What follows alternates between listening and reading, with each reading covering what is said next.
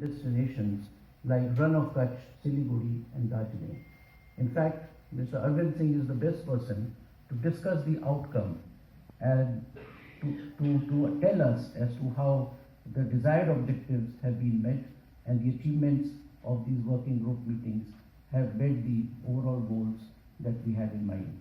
Friends, at this point, I wish to compliment and appreciate the vision of our government to organize working group meetings of identified 13 sectors in different locations across India, from Run of Kutch to the west to Guwahati in the northeast, from Srinagar to the north to Thiruvananthapuram in south.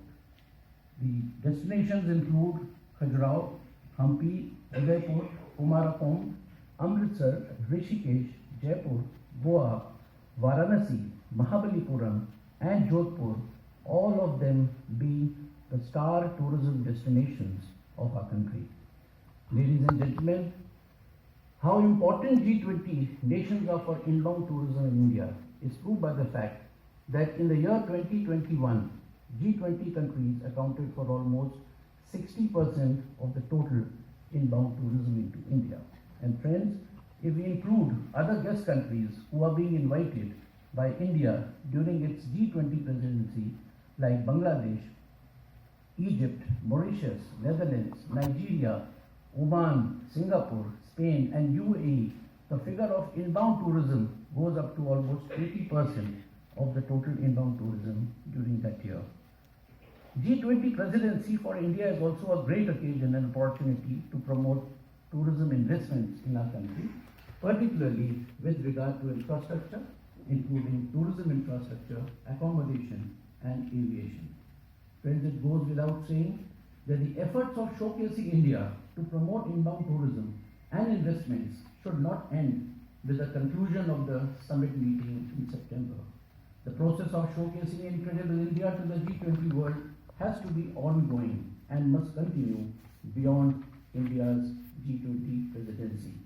The basic objective is how India can make the best use of its G20 presidency for travel and tourism both before the summit and post-summit. In this context, I wish to list out certain points and suggestions, ladies and gentlemen, primarily to provoke thoughts and initiate discussions during the seminar today. Firstly, friends, India must strategize interactions with G20 nations at different levels, like government to government, G2G, government to business, G2B, business to business, and people to people, P2P. At G2G level, there are various intergovernmental issues which can be addressed, like visa, improved connectivity, and peace. It would also be a good idea if India enters into fresh bilateral MOUs on tourism with G20 countries, as India has already done in the past with a large number of countries. The joint working groups on tourism constituted as part of MOUs have also been a big success in the past, and it will be a good idea to constitute the joint working groups in the post-summit era with G20 countries. But there can also be an interaction between our government and the potential industry leaders and investors from G20 countries for possible investments. Between India and G20 nations also cannot be ignored. I remember that when I was Secretary Tourism Government of India, we went to Sri Lanka in 2016 for a joint working group, and both country leaders on the discussion table at the meeting. I recommend that in addition to such initiative of governments to facilitate B2B interaction, industry chambers like CII, like FICCI, PhDCCI, and ASSOCHAM must also initiate B2B meetings on tourism with G20 nations. Similarly, FAITH, the apex body of tourism associations, can also be instrumental to organize such business-to-business meetings. 2015 was celebrated as a year of visit to India by people of China, and the year 2016 was declared as a year of visit to China by the people of India.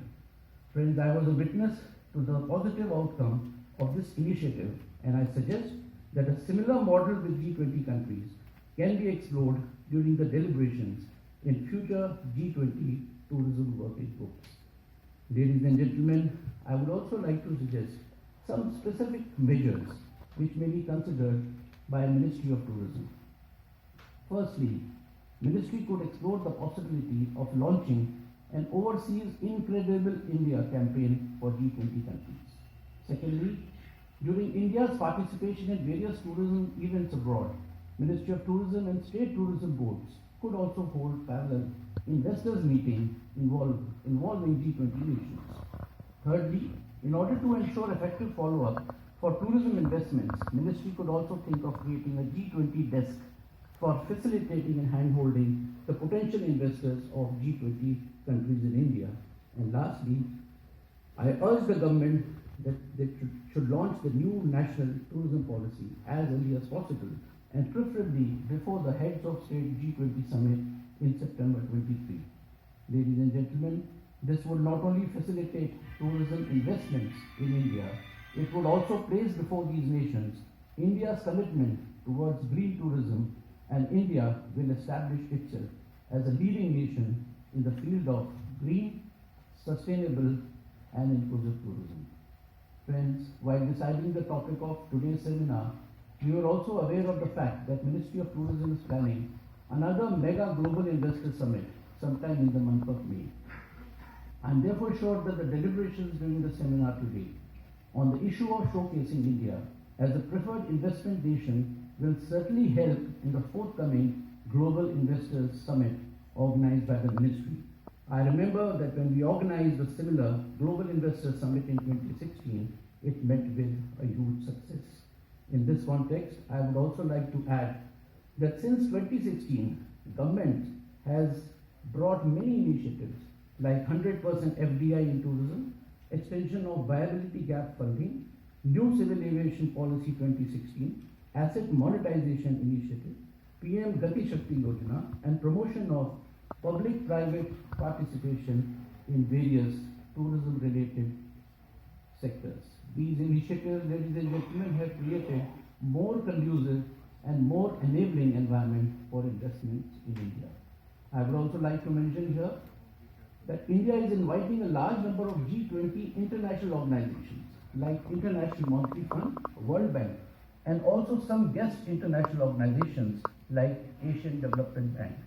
The participation of these world bodies can also be leveraged for investments to develop tourism-related infrastructure. These organizations, ladies and gentlemen, have been investing in the past in various tourism projects in India. Friends, G20 is an economic platform comprising economically the most strong nations, and therefore focusing our attention on both short-term and long-term initiatives will help India to bring big investments into tourism, hospitality and travel sector. Ladies and gentlemen, I stop here, but before concluding, I once again greet all the dignitaries and guests attending today's seminar, and I am thankful to this august audience for giving me a patient hearing. Thank you, ladies and gentlemen.